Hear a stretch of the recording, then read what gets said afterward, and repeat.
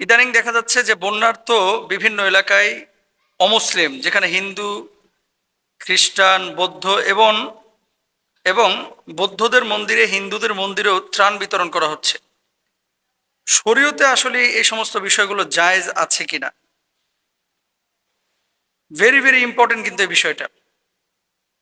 যে বন্যার্ত এলাকায় বিশেষ করে এবছর এই যে ফেনীতে, কুমিল্লায়, নোয়াখালীতে, তারপরে চিটাগাংয়ের বিভিন্ন অঞ্চলে হিন্দুদের মন্দিরেও কিন্তু নিয়ে গেছে আলেম ওলামার ত্রাণ, বিশেষ করে মাদ্রাসার স্টুডেন্টরা নিয়ে গেছে, বৌদ্ধদের মন্দিরে নিয়ে গেছে এবং আসন্না ফাউন্ডেশন থেকে নিয়ে যাওয়া হয়েছে।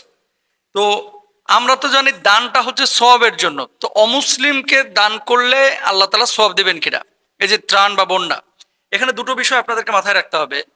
একটা বিষয় হচ্ছে সাধারণ দান, সাধারণ দানটা আপনি যে কাউকে করতে পারেন। আর দুই নম্বর বিষয় হচ্ছে কিছু দান আছে কাকে দিতে হবে এটা আল্লাহ তাআলাই বলে দিয়েছেন।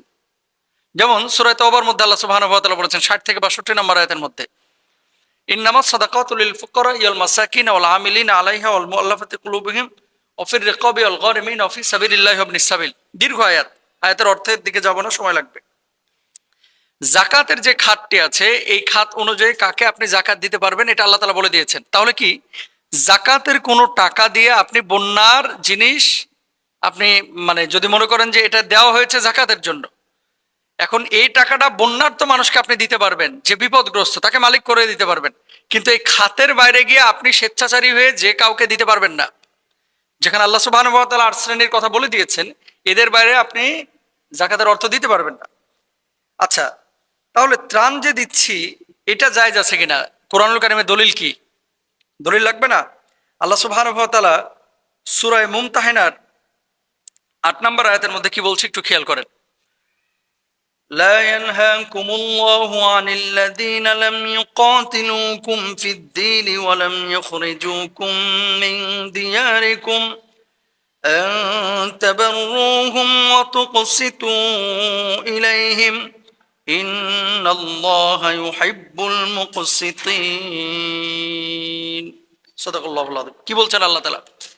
দিনের ব্যাপারে যারা তোমাদের বিরুদ্ধে যুদ্ধ করেনি, অর্থাৎ এমন অমুসলিম, এমন হিন্দু, এমন খ্রিস্টান, এমন বৌদ্ধ যারা আমাদের সাথে যুদ্ধ ঘোষণা করে নাই, এই ধরনের মানুষগুলোর ক্ষেত্রে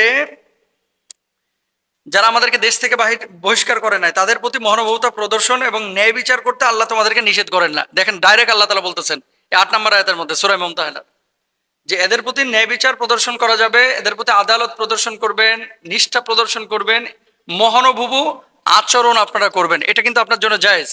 তো এই দৃষ্টিতে আলেম ওলামা কিন্তু সেখানে দিচ্ছেন। এবার আসেন অন্য দলিল নেন। আল্লাহ রাসূল সাল্লাল্লাহু আলাইহি ওয়াসাল্লামের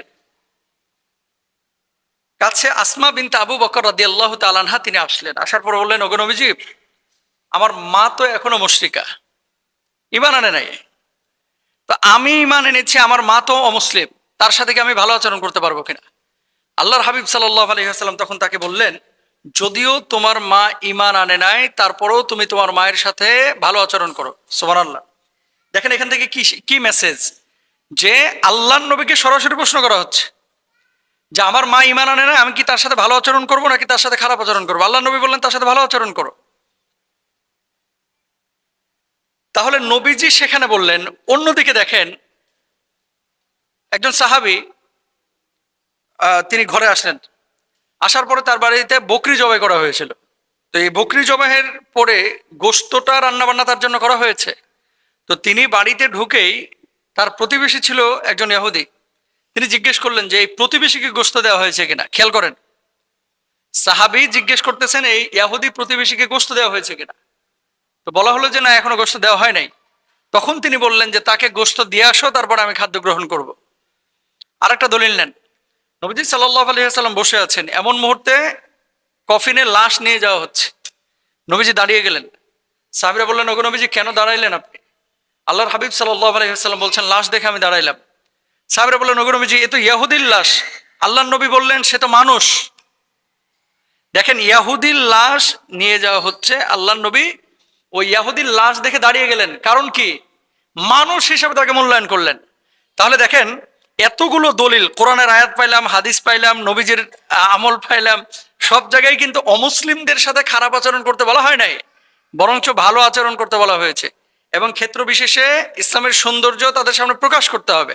তো ত্রাণ যারা দিচ্ছেন, আপনারা হয়তো বা অনেকেই এই যে কি বলে ভিডিও দেখেছেন, মন্দিরের হিন্দুরা ঠাকুররা পর্যন্ত এবার খুশি হয়ে গেছে যে অতীতে অনেক বিপদে আমরা পড়েছি, কিন্তু আমার নিজ ধর্মের মানুষগুলো অনেক সময় আমাদের দিকে এগিয়ে আসে নাই, কিন্তু এই আপনাদের মতো লোকগুলো যেভাবে আপনারা এগিয়ে এসেছেন, আপনারা দেখেছেন মন্দিরগুলো মাদ্রাসা ছাত্ররা পাহারা দিচ্ছে অনেক জায়গায়, আবার এই যে ত্রাণ নিয়ে গেছে।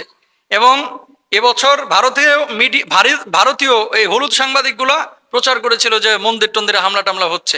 বিচ্ছিন্ন দু একটি ঘটনা ছাড়া আলহামদুলিল্লাহ আমাদের বাংলাদেশে হিন্দুরা, খ্রিস্টানরা, বৌদ্ধরা আমরা একসাথে মিলেমিশে ভালোই আছি। সুতরাং এই সুন্দর বাংলাদেশটাকে আমরা এভাবেই দেখতে চাই। আল্লাহ তৌফিক দান করুন।